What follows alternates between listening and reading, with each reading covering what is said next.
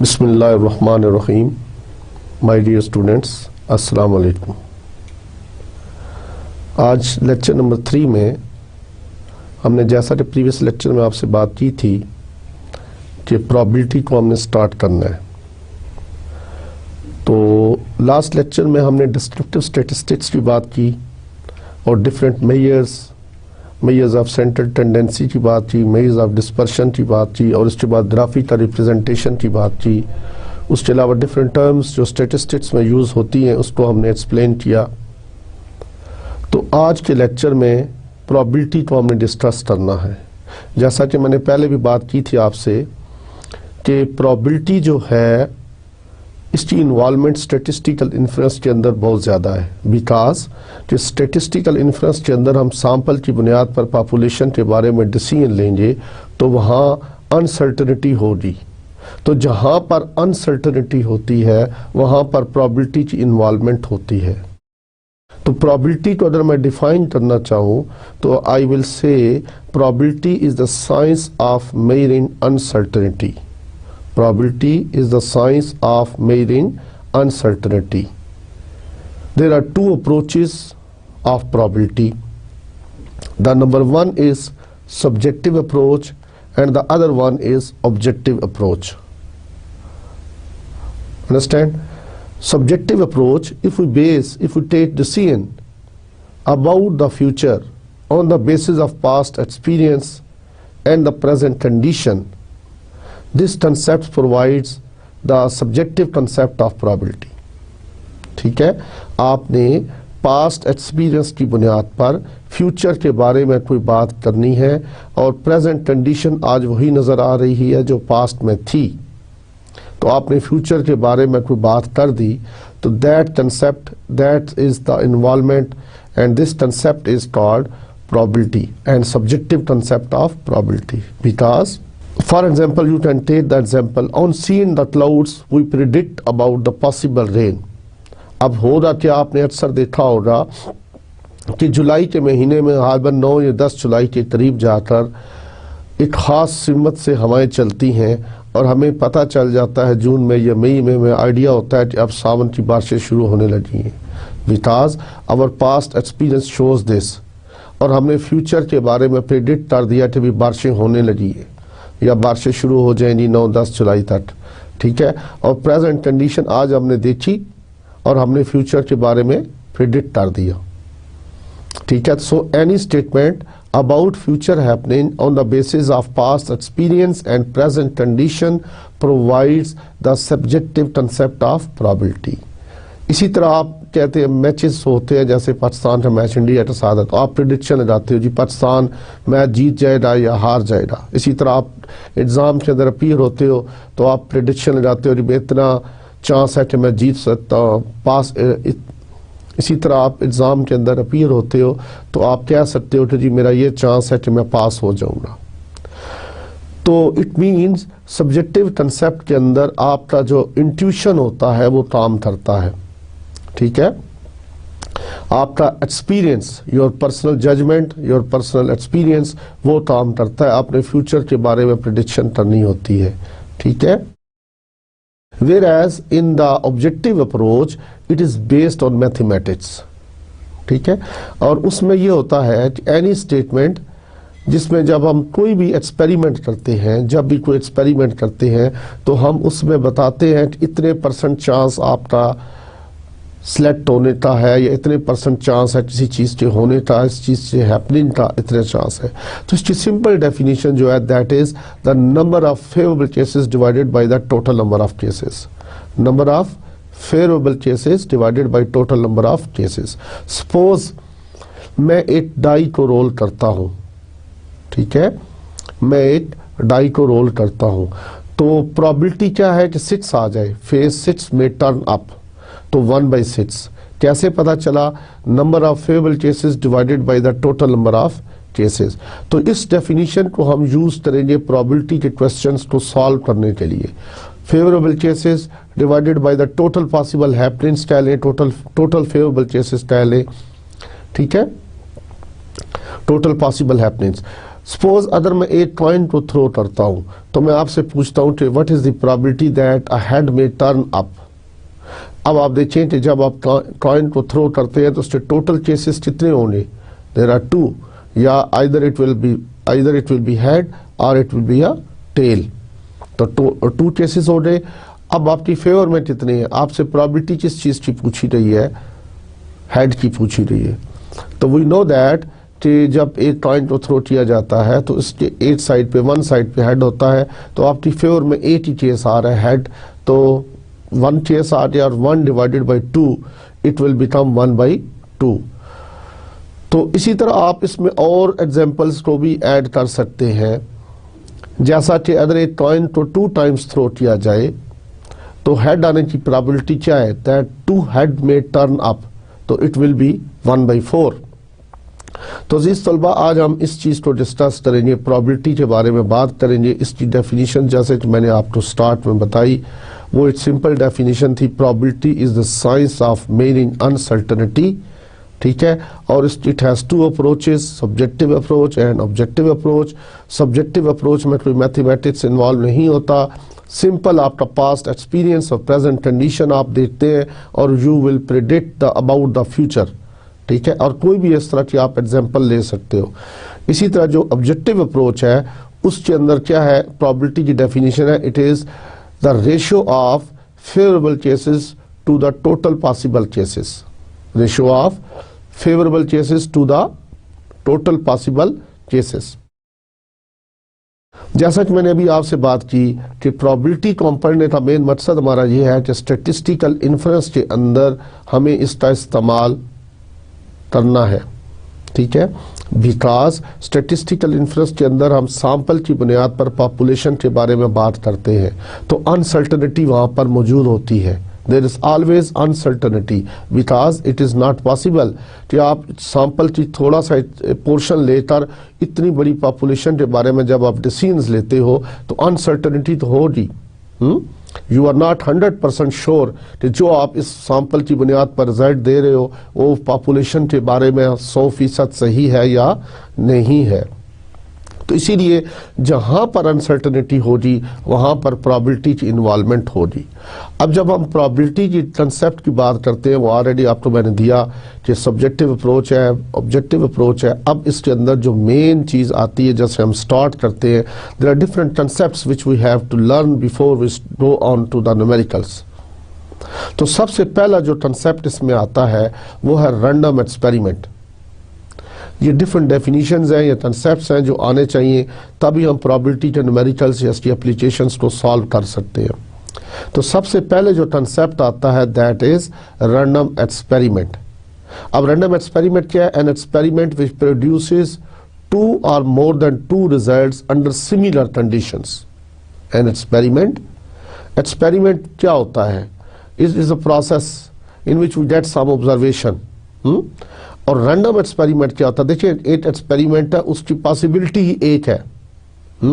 जब भी आप देखें वो एक ही पॉसिबिलिटी होगी तो वो रैंडम नहीं होगा। रैंडम एक्सपेरिमेंट वो होगा जो 2 या 2 से ज्यादा पॉसिबिलिटीज या पॉसिबल रिजल्ट उसके हों। बट यू कांट से, आपको ये तो पता हो कि these are the possibilities but you are not sure कि ये आने वाला है। सपोज अगर मैं एक कॉइन को थ्रो करता हूं तो I know that either head will turn up और tail will turn up, but I am not sure when I throw either head और टेल, कौन सी चीज अभी आएगी। I am not sure about that कि हेड आएगा या टेल आएगी, but we know that the possibilities क्या है? आइदर हेड और टेल, दोनों में से कोई एक आ सकता है, ठीक है। तो but we are not, we can't predetermine it, इस तरह जब थ्रो करेंगे तो हेड ही आएगा। तो अब आप देखिए कि जब एक कॉइन को थ्रो किया जाता है तो this is a case of a random experiment because it has 2 possible outcomes. इसी तरह अगर एक डाई को रोल किया जाए, डाई आप समझते हैं जो आप हम यूज करते हैं, जिसके ऊपर वन फेस, इसके ऊपर 6 साइडेड होता है, ट्यूब होता है, जिसके ऊपर 1 2 3 4 5 एंड 6 साइड्स हैं और हर साइड के ऊपर नंबर दिया हुआ 1 2 3 4 5 एंड 6। तो जब एक डाई को रोल किया जाए तो अब आप बताएंगे probability that a single digit may turn up, या probability that a 2 may turn up, जो 2 आ जाए, या probability that a 6 may turn up, तो in all cases the probability is 1 by 6. How we find this? Because we know that it has 6 possible outcomes and our favorable cases are 2. So that is why 2, only one case in which we got 2, so 1 by 6 is the probability of this particular experiment. So this is an example, also an example of random experiment, because it is given more than 2 results. ठीक है, it has more than 2 possible outcomes. ठीक है, and we can also call these units, we can call its elements. Suppose अगर यहाँ पर element या unit की बात करता हूँ तो head it is an unit. ठीक है, एलिमेंट भी इसको बोलते हैं हम, सैंपल पॉइंट भी इसको कह देते हैं। तो आई थिंक आपको रैंडम एक्सपेरिमेंट की डेफिनेशन आप काफ़ी क्लियर हो चुकी कि रैंडम एक्सपेरिमेंट कौन सा एक्सपेरिमेंट होता है जो 2 या 2 से ज़ायद रिजल्ट्स दे। ठीक है, but we are not sure about कि कौन सा रिजल्ट आने वाला है। ठीक है, तो उसके बाद हम नेक्स्ट डेफिनेशन जो चलते हैं वो है that is sample space. Sample space में क्या होता है? The total possible outcomes of a random experiment is called a sample space. ये कंसेप्ट बहुत ज़रूरी है सैंपल स्पेस का। कोई भी एक्सपेरिमेंट करेंगे, जब भी हम न्यूमेरिकल को सॉल्व करेंगे तो सबसे पहले हम सैंपल स्पेस बनाएंगे। पहला स्टेप हमारा क्या होगा? सैंपल स्पेस क्या होना चाहिए। तो total possible outcomes of a random experiment is called sample space. Understand? अब अगर आप देखें तो मैं एक कॉइन को थ्रो करता हूं। Suppose a coin is throne 2 times. Example है ये।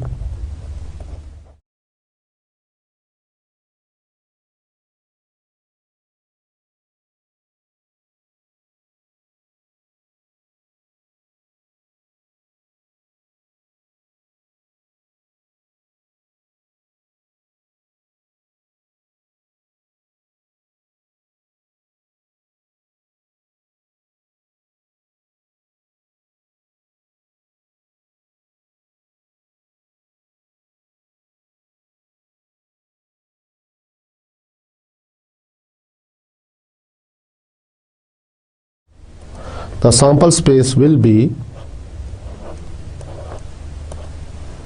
तो सैंपल स्पेस को हम कैपिटल एस के साथ शो करते हैं। तो it can be, these are the possibilities कि 2 कॉइन्स में टर्न अप हेड, दोनों कॉइन्स के ऊपर हेड आ जाए।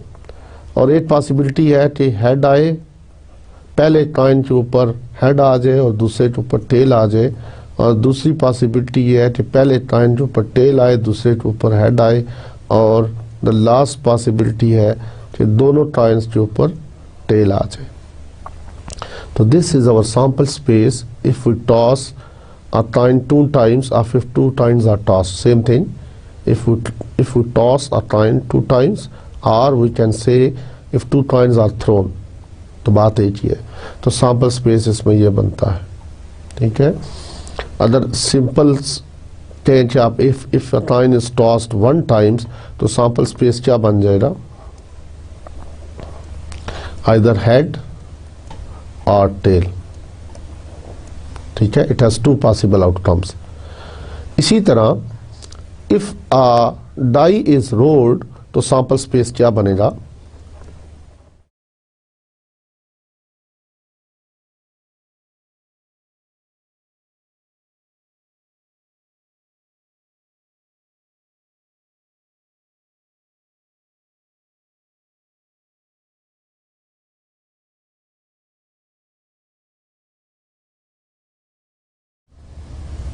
जी, और if a die is rolled 2 times then there will be 36 cases. तो सैंपल स्पेस क्या बनेगा इसमें?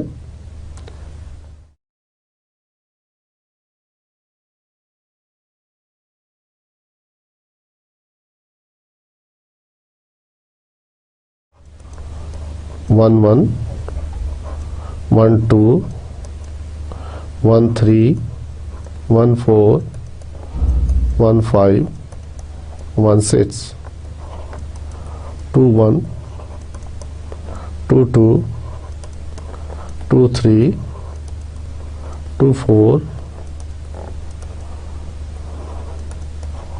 2 6, 3 1, 3 2, 3 3, 3 4,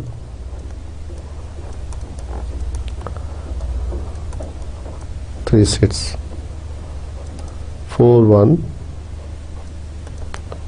4 2, 4 3, 4 4,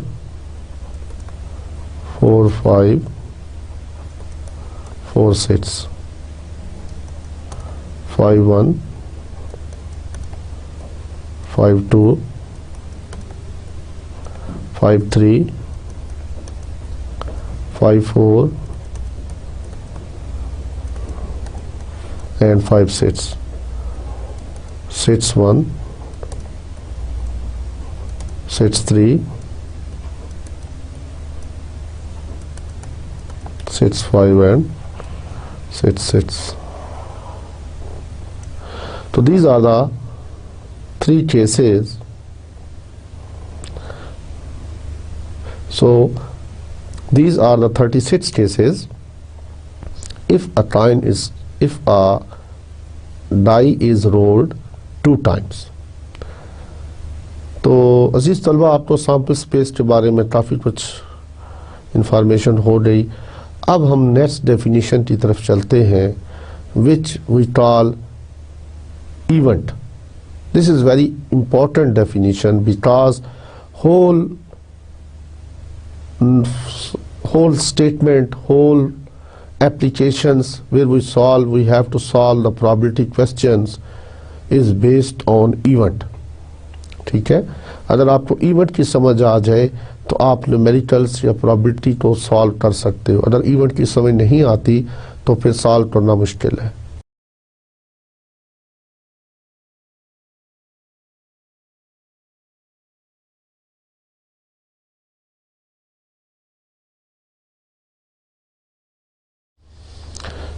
तो इवेंट क्या है? Event is a subset of sample space. An event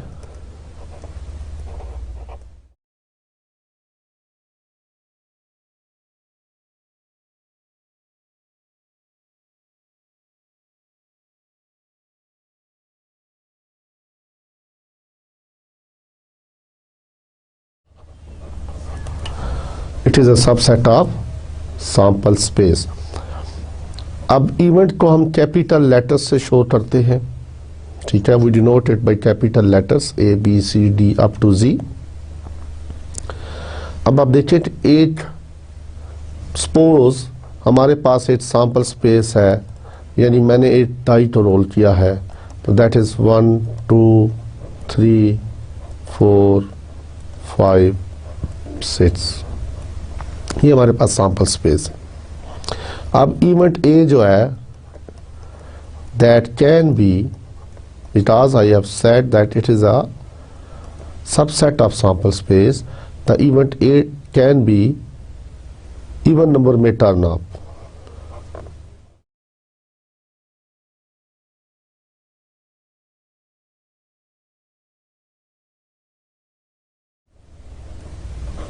ठीक है, इसी तरह एक इवेंट इसी सैंपल स्पेस के ऊपर एक और बन सकता है, that prime number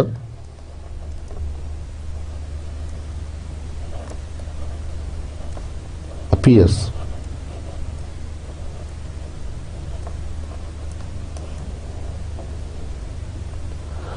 ठीक है, प्राइम नंबर अपीयर्स।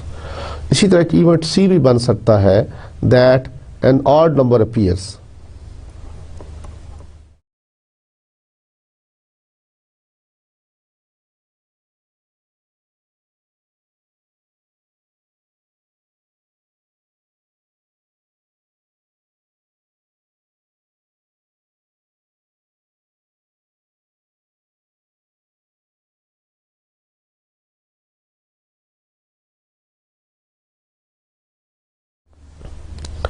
तो इवन नंबर जब कहते हैं इसमें कौन सी चीज आ सकती है, 2, 4, 6। तो बी इवेंट है प्राइम नंबर अपीयर्स। तो आपको पता है 2 is a prime number, 2, 3, 5, 2, 3, 5, they are prime numbers. And C event है an odd number appears. तो 1, 3, 5।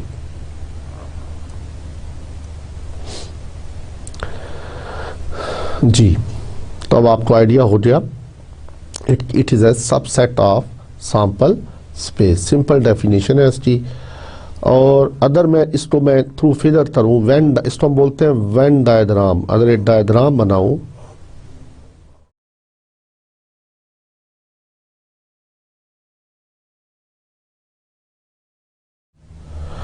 तो this is a sample space, the whole block is a sample space and event is defined in this sample space. It is a subset of sample space. So this we call is a complement.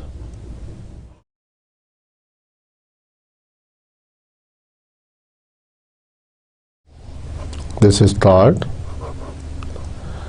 a complement. ठीक है। अगर हम A complement की definition लिखना चाहें तो it will be S minus A. This is called A complement, opposite of A. यानी sample space में अगर आपने एक इवेंट ए डिफाइन किया है तो बाकी जितने एलिमेंट्स बचे हैं वो सारे क्या कहलाते हैं, ए कॉम्प्लीमेंट। ठीक है। अगर मैं इन दोनों का यूनियन ले लूं, ए यूनियन ए कॉम्प्लीमेंट, तो it will be equal to S. This is equal to S, यानी सैंपल स्पेस के इक्वल आ जाएगा। आप देख लें इसको, ए और ए कॉम्प्लीमेंट का आप यूनियन ले। ठीक है। यूनियन आप समझते हैं इस चीज को कि व्हाट डज यूनियन मीन। जी, यूनियन का आपको आइडिया है, A union A complement is equal to S. What is S? Sample space. तो जी तलबा, अब आपने लर्न कर लिया सैंपल स्पेस। पहले सबसे पहले हमने कंसेप्ट आपको दिया रैंडम एक्सपेरिमेंट का। ठीक है। उसके बाद हमने कंसेप्ट दिया आपको सैंपल स्पेस का। सैंपल स्पेस के बाद इवेंट का। इवेंट के बाद अब नेक्स्ट जो चीज़ आती है that is types of events. बड़ी इंपॉर्टेंट डेफिनेशंस हैं इसकी और ये ज़रूरी है आपको समझ भी आए।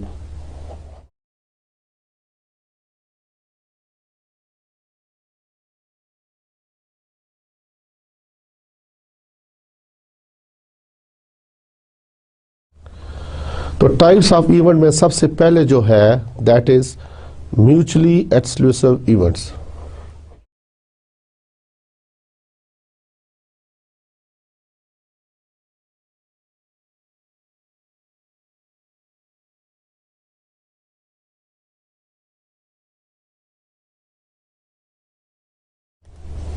And number 2, non-mutually exclusive events.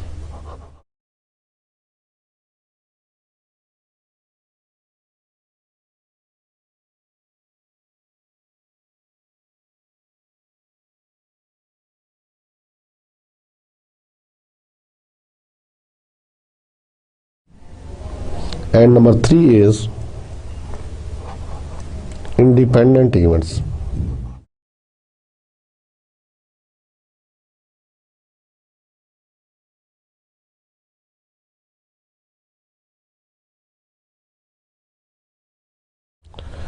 and number 4 is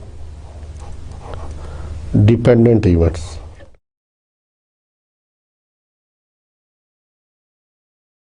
Dependent or conditional.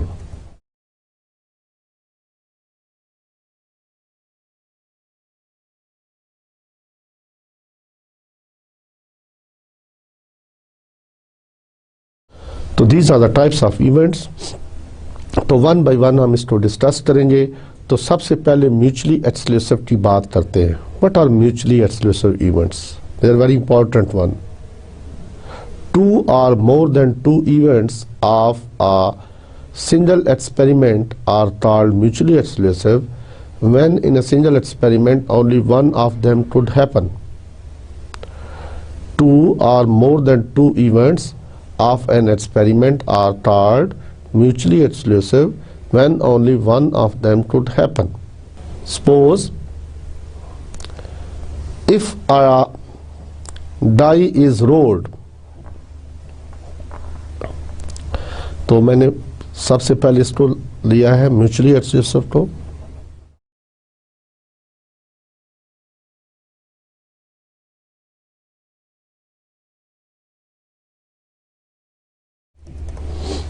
If a die is rolled, तो सैंपल स्पेस क्या बनेगा? We know that 1 2 3 4 5 6 और 8 इवेंट इसमें लेते हैं। 8 इवेंट हम इसमें लेते हैं।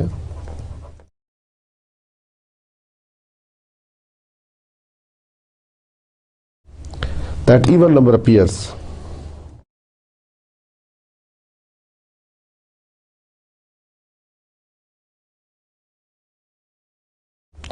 और 8 इवेंट हम ले लेते हैं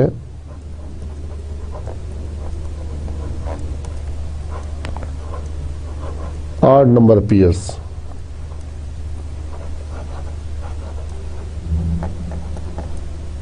ठीक है।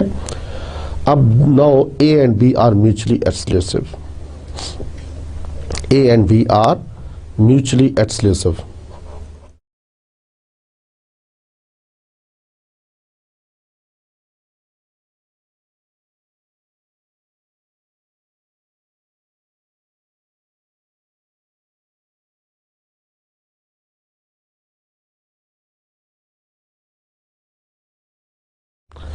Because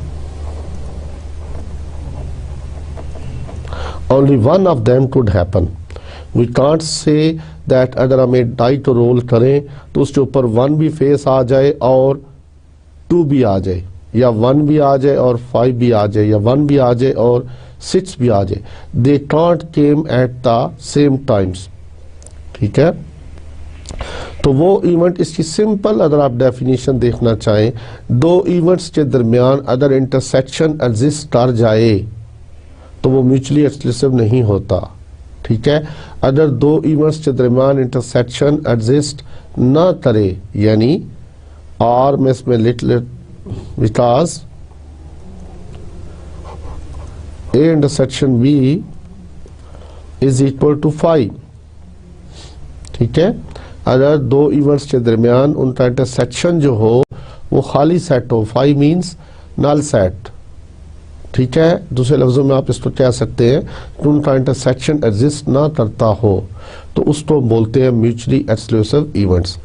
और अगर इंटरसेक्शन एग्जिस्ट कर जाए तो वो बन जाते हैं नॉन म्यूचुअली एक्सक्लूसिव इवेंट्स। ठीक है। 2 or more than 2 events of an sample space of an experiment in an experiment are called non-mutually exclusive events when their intersection exists. Suppose अगर आप यहाँ पर मैं इवेंट बी ले लूँ दैट ए प्राइम नंबर में टर्न अप, अब या 8 इवेंट में सी डिफाइन किया था हमने लास्ट स्लाइड में, आपने देखा होगा कि what was B that a prime number appears and C was that odd number appears. अब आप देखें कि उन दोनों के दरमियान इंटरसेक्शन एग्जिस्ट करता है। एक के अंदर जो केसेस हैं वो 2 3 5 है और ऑड नंबर में 1 3 5 है। इट मींस 3 और 5 दोनों में एग्जिस्ट करता है। अदर इंटरसेक्शन एग्जिस्ट कर जाए, ठीक है, तो उसको हम बोलते हैं नॉन म्यूचुअली एक्सक्लूसिव इवेंट्स।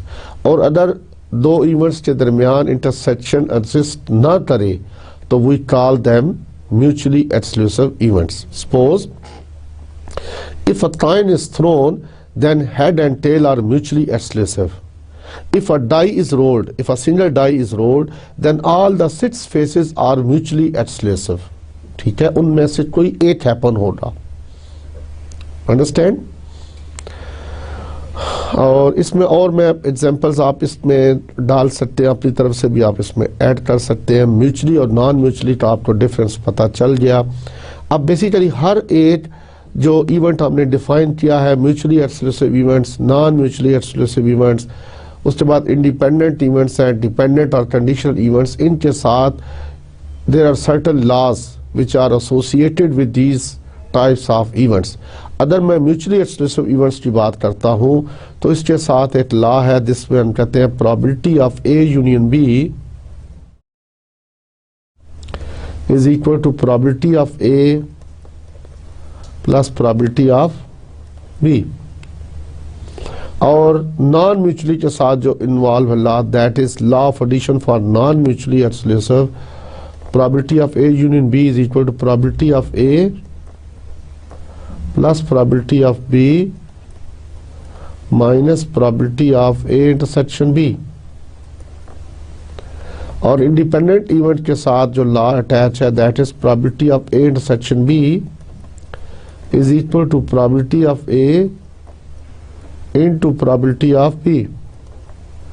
इसी तरह डिपेंडेंट इवेंट्स के साथ या कंडीशनल इवेंट्स के साथ जब है probability of A given B, इसको हम पढ़ते हैं probability of A given B is equal to probability of A intersection B divided by probability of B।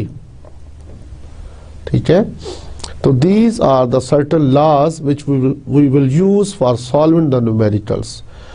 If we found that a particular event is particular events are mutually exclusive, then we can use the law of addition for mutually exclusive। क्या है वो? probability of A union B is equal to probability of A plus probability of B। इसी तरह non mutually exclusive के लिए हम use करेंगे that is probability of A plus probability of B minus probability of intersection B. और अगर events independent होंगे तो उसमें क्या होगा कि दोनों की मल्टीप्लीकेशन के इक्वल है, probability of A into probability of B. और अगर कंडीशनल और डिपेंडेंट इवेंट्स हैं तो उसमें क्या है, probability of A given B, probability of A given B is equal to probability of A intersection B divided by probability of B। तो यहां तक हम इसको देखा, हमने डिफरेंट इवेंट्स हमने स्टडी किए। अब मैं चाहूंगा कि हम कुछ एग्जांपल्स जो हैं वो म्यूचुअली और नॉन म्यूचुअली केसेस में कर लें। ठीक है, उसके बाद हम इंडिपेंडेंट और डिपेंडेंट की तरफ जाएंगे। तो एक एग्जांपल है,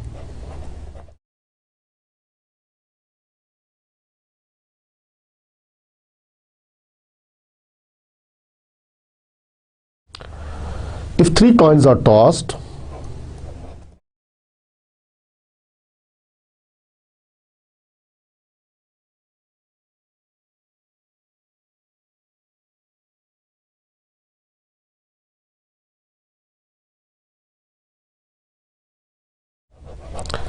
what is the probability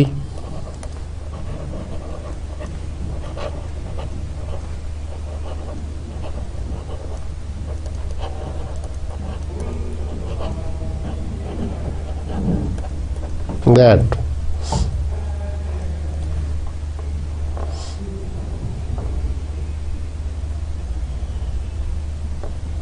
all heads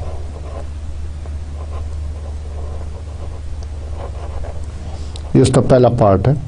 दूसरे में है all tails।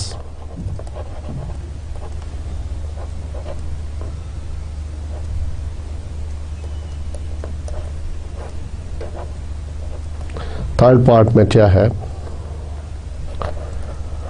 At least one head.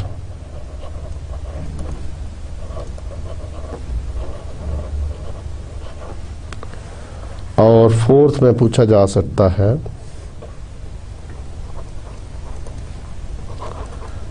At most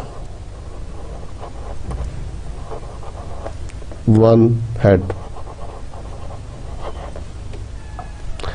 और एक और पूछा जा सकता है क्वेश्चन नो हेड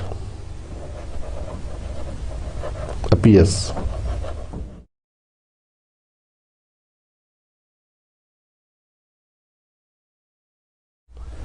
ठीक है, अब आपको क्वेश्चन आया तो अजीज तलबा जब भी इस तरह क्वेश्चन आता है तो सबसे पहले जो आपने काम करना है सैंपल स्पेस को डिफाइन करना है। तो जब इस क्वेश्चन में आप देखें तो एक कॉइन को थ्री टाइम्स थ्रो किया गया है, it means 2 raised to the power 3, तो 2 raised to the power 3, 2 into 2 4 into 2 8, तो 8 केसेस बनेंगे।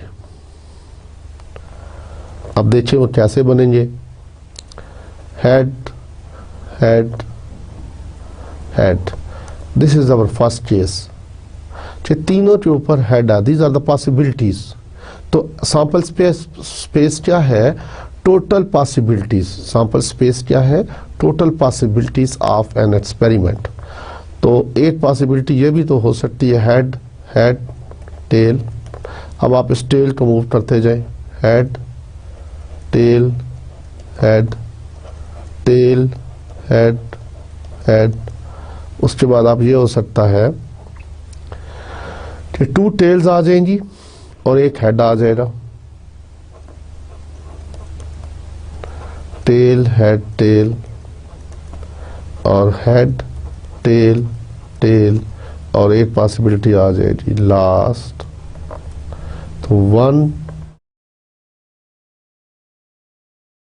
4 5 6 7 8, तो ये 8 पॉसिबल केसेस बने, यानी आप इसको क्या कहते हैं 2 raised to the power 3, this is equal to 8।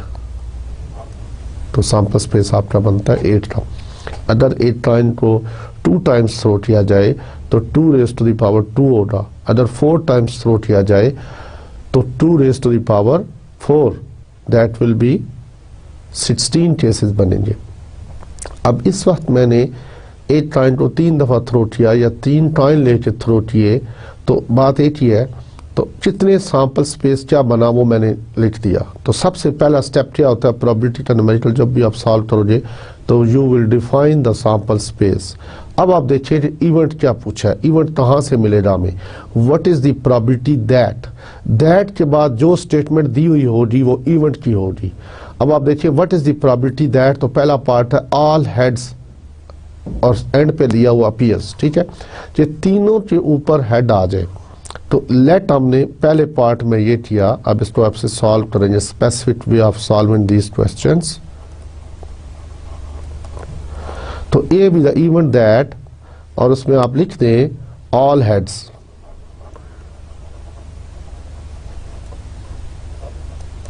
ठीक है, और उसके बाद इसको आप डिफाइन कर दें। अच्छा, यहाँ पे वर्ड लेट का लाजमी लिखे, इसलिए कि आपने इसको डिनोट किया है, आपने कैपिटल लेटर ए के साथ फर्स्ट इवेंट को ऑल हेड्स को डिनोट किया। अब आप ए को यूज कर सकते हैं ऑनवर्ड, बार बार लिखने की जरूरत नहीं है, ऑल हेड्स और उसकी जब हम ए लिख सकते हैं, तो ए मीन्स ऑल हेड्स। तो इसमें एक ही केस आएगा, that is H H H. अब हमारे पास प्रोबेबिलिटी ऑफ ए हमने फाइंड करना है, प्रोबेबिलिटी ऑफ ए हमने फाइंड करना है। तो probability of A is equal to n of A, n of A से क्या मुराद है, number of favourable cases for the event A divided by n of S, total possible outcomes. ठीक है, ये इसकी बेसिक डेफिनेशन है जो स्टार्ट में मैंने आपको बताई थी, लेकिन यहाँ पे मैंने उसको मैथमेटिकल इक्वेशन लिखी है कि स्टार्ट में मैंने बोला था कि प्रोबेबिलिटी को कैसे हम डिफाइन करते हैं, favourable cases divided by total cases of an event. तो ये इसकी डेफिनेशन है, एन स्मॉल एन जो है उसके फेवरेबल केसेस के लिए हम डिनोट करते हैं इसको n of A divided by n of S. तो एन ऑफ ए कितने हैं इसमें, how many favourable cases of in A 1 और n ऑफ s क्या है 8, ठीक है, टोटल केसेस कितने हैं 8। तो this is the answer of this particular event. अब इवेंट हम सेकंड पे चले जाते हैं and that is all tails. तो लेट कर दें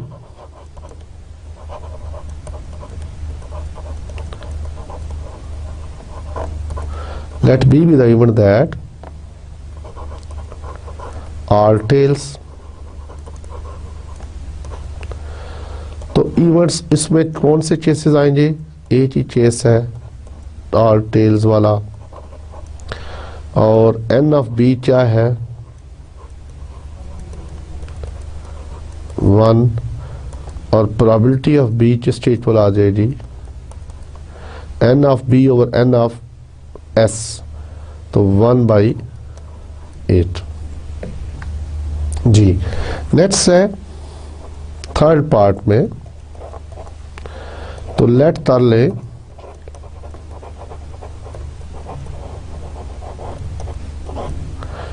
that at least one head appears।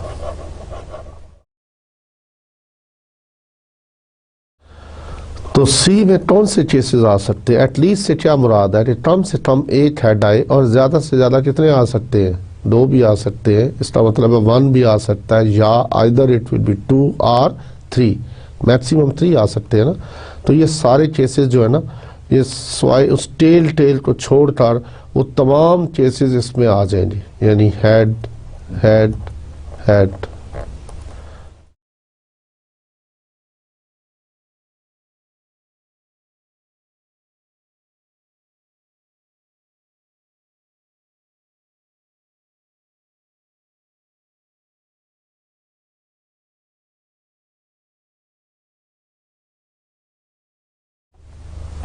These are the 7 cases जो इसमें आएंगे।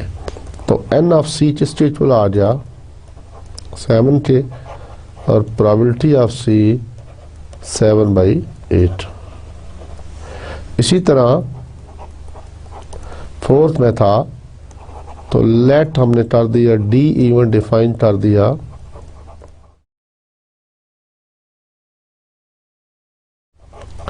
At most 1 head।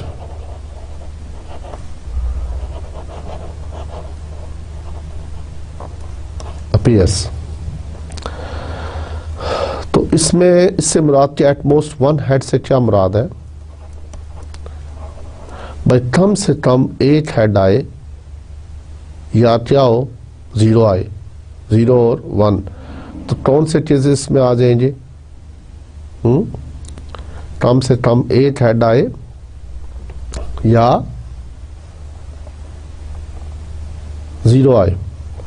तो ये सारे केसेस हैं इसमें, अगर आप सैंपल स्पेस में देखिए तो ये केसेस में आएंगे।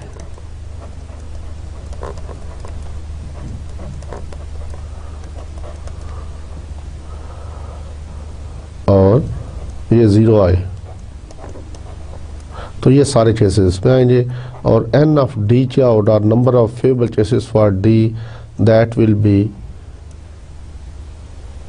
तो n ऑफ D क्या होगा, number of favourable cases for D, that will be 4। और probability of D, this is 4/8, तो 1/2। Now the last case was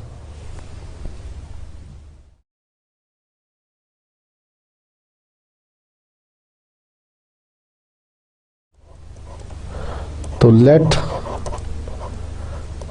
E be the event that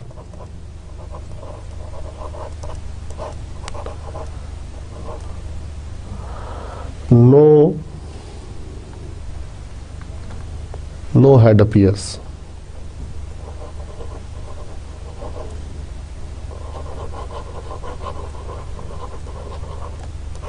ठीक है भाई, कोई हेड ना आए, इसका मतलब क्या होगा, इसके अंदर कौन से केसेस आ जाएंगे, all tales.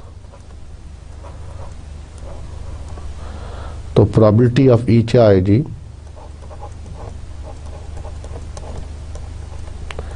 One by eight.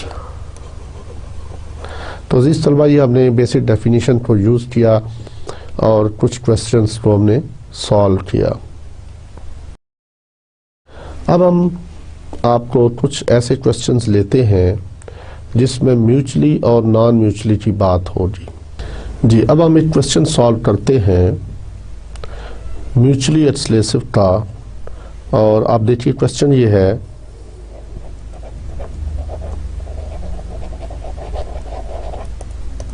Ji question ये है, what is the probability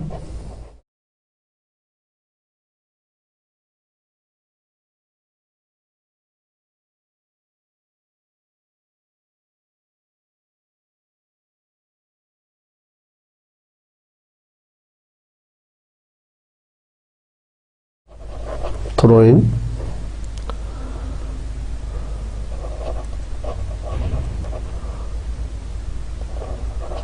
either 7 or 11 with 2 dice।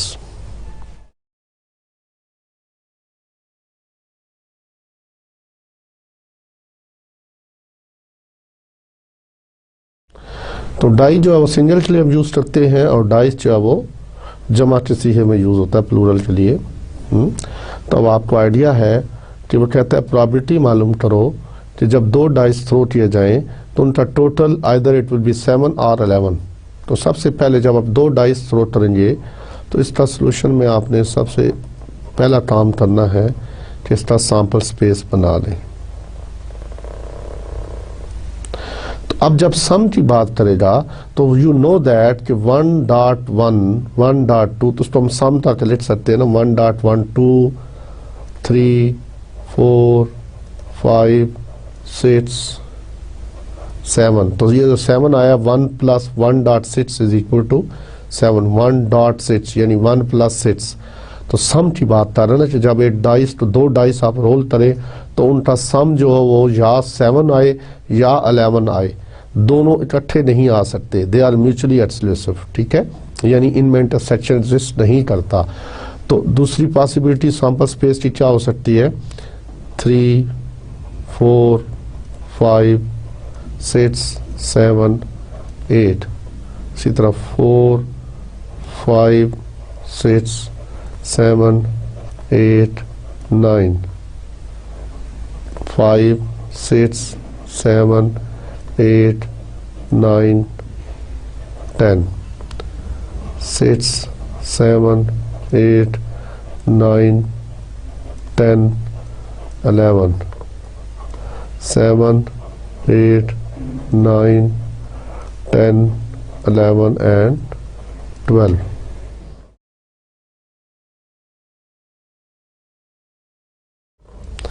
तो ये हमारा सैंपल स्पेस बन गया। अब बेसिकली ये 6 था तो 6 + 6 हमने 12 कर दिया। जहाँ पे 1 1 अपीयर होता 1 + 1 2 कर दिया, 1 2 था तो उसको हमने 3 कर दिया, ठीक है, 2 2 था उसको 4 कर दिया, इसी तरह 3 1 को 4 1 3 को 4 कर दिया, एंड सो ऑन। अब आप इवेंट डिफाइन करें तो लेट पहला इवेंट डिफाइन करें, let A be the event that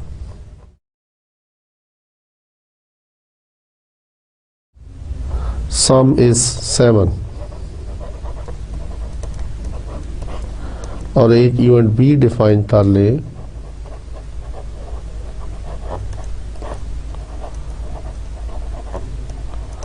sum is 11, ठीक है। और now you have to find the probability of A union B। ये उसने पूछा है, what is the probability of throwing either 7 or 11 if 2 dice are thrown, ठीक है। तो we know that ये probability किसके इक्वल है, this is equal to by the first law of addition probability of A plus probability of B। तो this is our first equation। अब हमें probability of A चाहिए और probability of B चाहिए। तो probability of A किसके equal है, what is the event A, तो sum is 7। तो A इवेंट पहले आप देख ले, n of A क्या होगा, डायरेक्ट मैं लिख रहा हूँ n of A, number of favourable cases for a some is 7, तो कहाँ पर 7 आ रहा है ये देखिए जी, तो ये सारे केसेस में आ रहे हैं।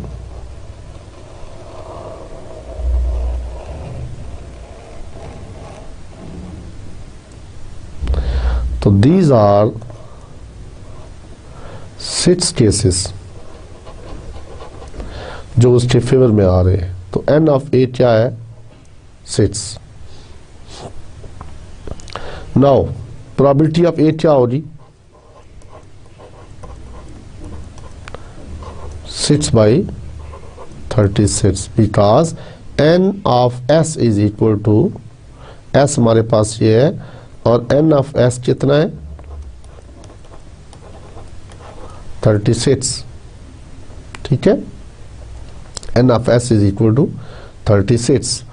तो प्रोबेबिलिटी ऑफ ए क्या आई number of favourable cases divided by total possible cases that is 6/36। Now event B हमने डिफाइन किया हुआ था, तो एन ऑफ बी क्या है, what is B, sum is 11। तो ये कितने केस बनते हैं 2, तो 2/2 केसेस आ गए इसमें जी, इसमें 2 केसेस आ गए और प्रोबेबिलिटी ऑफ बी क्या आई 2/36। Now put in these 2 probabilities in equation 1, तो we get probability of A union B and this is equal to 6 plus 2/36 and this is 8/36. So this is our answer of this particular problem, ठीक है। Now what can we take next? अब हम एक question करते हैं solve जिसका ताल्लुक non mutually case के साथ होगा, नॉन म्यूचुअली एक्सक्लूसिव केसेस के साथ।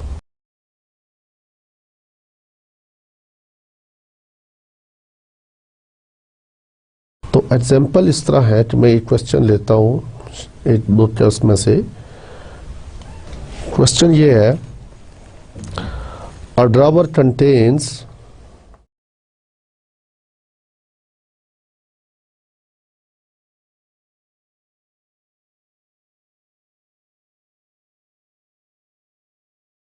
contains 30-50 boards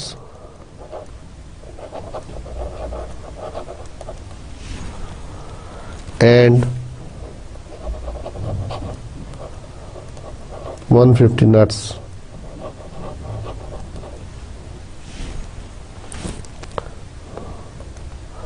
Next, half of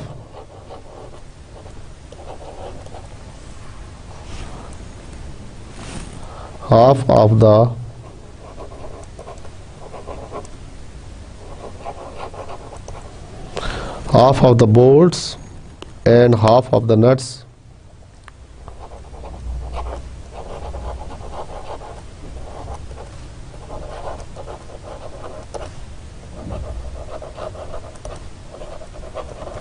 are rusted.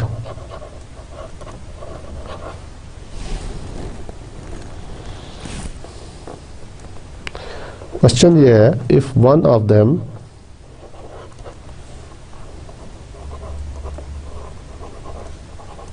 is chosen at random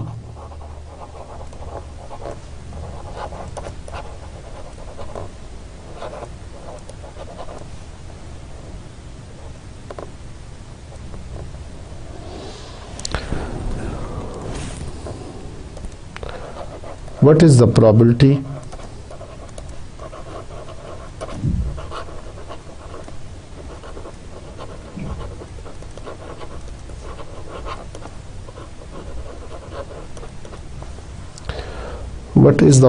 that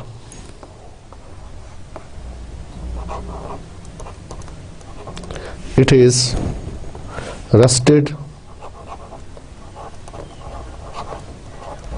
or is a board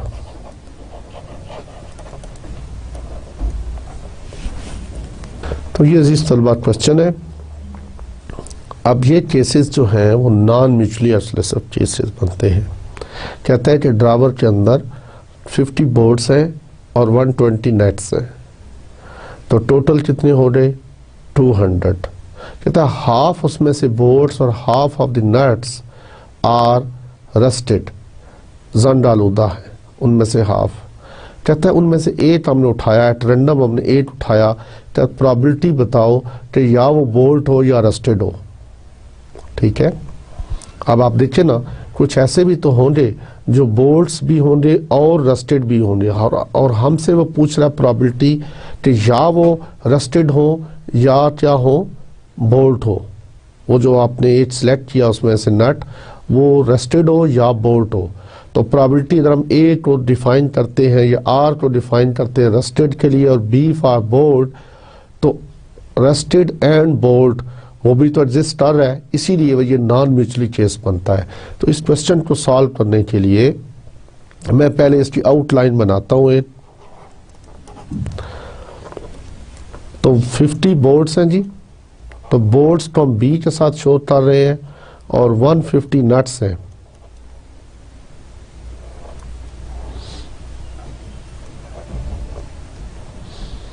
तो टोटल कितने हो गए 200 टोटल। उसके बाद वो कह रहा है कि half of the boards, it means 25 जो है boards and half of the nuts. तो नट्स कितने हैं 70, 150, तो 150 का हाफ करेंगे तो 75, they are rusted. It means 100 क्या हो गए, यहाँ पे लिख लें रस्टेड।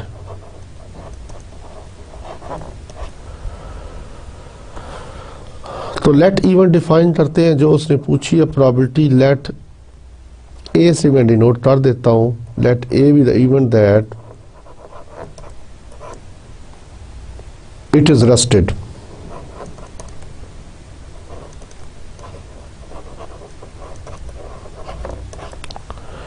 और एक इवेंट बी डिफाइन कर दिया,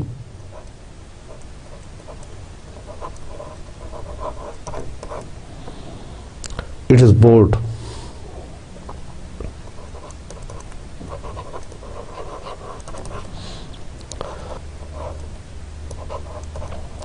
तो probability of A union B उसने पूछा हमसे,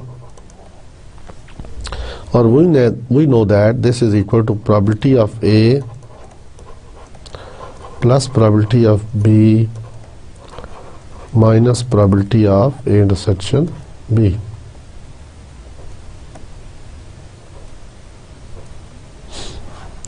तो this is our first equation. अब हमें प्रोबेबिलिटी चाहिए, ए की चाहिए, बी की चाहिए, और साथ हमें वो here we can find the probability of A. Rusted की प्रोबेबिलिटी क्या होगी आप बताएं, what is the probability of rusted. तो फेवरेबल केसेस कितने हैं इसके रस्टेड के लिए 100। तो प्रोबेबिलिटी ऑफ ए मैं डायरेक्टली यहाँ सॉल्व कर रहा हूँ, आप इसको देख लीजिएगा। तो probability of A should be equal to 100 divided by 200, 1/2। और प्रोबेबिलिटी ऑफ अ बोल्ट,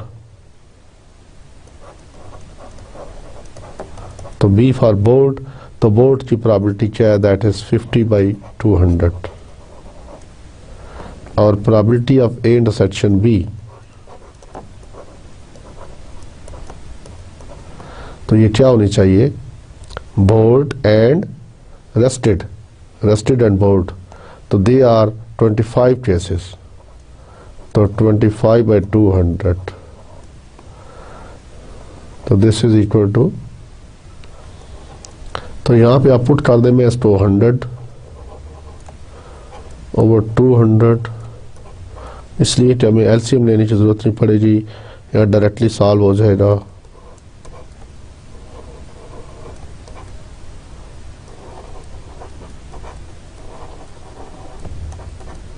तो सॉल्व करें तो देखिए क्या आता है, 150 डिवाइड -1, तो ये 125/200, तो ये इसका आंसर आ गया। तो जी तलबा इसके साथ ही मैं इस लेक्चर को यहाँ पे एंड करता हूँ। नेक्स्ट लेक्चर में हम इंशाल्लाह कोशिश करेंगे कि इंडिपेंडेंट इवेंट्स, डिपेंडेंट इवेंट्स उनको डिस्कस करें, प्लस हम रैंडम वेरिएबल को डिफाइन करेंगे। तो आज के लेक्चर में आपने जो चीज़ें पढ़ी, प्रोबेबिलिटी को पढ़ा, व्हाट इज़ प्रोबेबिलिटी, उसकी डिफरेंट अप्रोचेस पढ़ी। उसके बाद आपने रैंडम एक्सपेरिमेंट क्या होता है इसको स्टडी किया, और उसके अलावा सैंपल स्पेस क्या है, सैंपल स्पेस के साथ फिर हमने इवेंट पढ़ा। इवेंट के बाद हमने टाइप्स ऑफ इवेंट्स पढ़ी, जिसमें डिफरेंट टाइप्स में mutually exclusive, non mutually exclusive को हमने डिस्कस किया आज के लेक्चर में। अब नेक्स्ट लेक्चर के अंदर अब आप इससे रिलेटेड कोई भी क्वेश्चन जो हो वो सॉल्व कर सकते हैं, because you know the basic definition, the classical definition of probability. कि कोई भी प्रोबेबिलिटी आपने फाइंड करनी है तो उसका आसान वे है, कोई आसान तरीका है कि favourable cases divided by the total cases. तो फेवरेबल केसेस क्या है वो आप देखें, और टोटल केसेस क्या है उनका डिवीजन कर दें दोनों का, और उसमें आप फाइंड कर सकते हैं। No you can solve the questions, और आप प्रैक्टिस के तौर पर इन डिफरेंट बुक्स में से, जिसमें से शेर मोहम्मद की बुक में से आप कर सकते हैं। इसमें काफ़ी कुछ मटेरियल है, चैप्टर नंबर 6 में या चैप्टर नंबर 8 में आप देख सकते हैं। इसमें आप काफ़ी क्वेश्चंस की वैरायटी है, उसमें आप इसको सॉल्व कर सकते हैं। तो मैंने सीधा क्वेश्चंस किए हैं जो इस टॉपिक से रिलेटेड थे। अब इतनी डिटेल में मैं और क्वेश्चन सॉल्व नहीं कर सकता, it is not possible here. Next lecture में मैं इंडिपेंडेंट इवेंट्स को डिफाइन करूँगा और डिपेंडेंट इवेंट्स को डिफाइन करूँगा, और उससे रिलेटेड जो न्यूमेरिकल्स हैं उसको सॉल्व किया जाएगा। और उसके बाद हम रैंडम वेरिएबल की तरफ चले जाएंगे। What is random variable, random experiment हमने पढ़ लिया। फिर what is probability distribution and what are the main probabilities we use in discrete probability distribution and continuous probability distribution. तो उसकी बात हो रही। तो डिस्क्रीट और कॉन्टीन्यूस के बाद हमारा ये प्रोबेबिलिटी वाला पोर्शन जो ख़त्म हो जाएगा। उम्मीद करता हूँ कि आपको समझ आया होगा। अल्लाह हाफिज़, टिल द नेक्स्ट लेक्चर।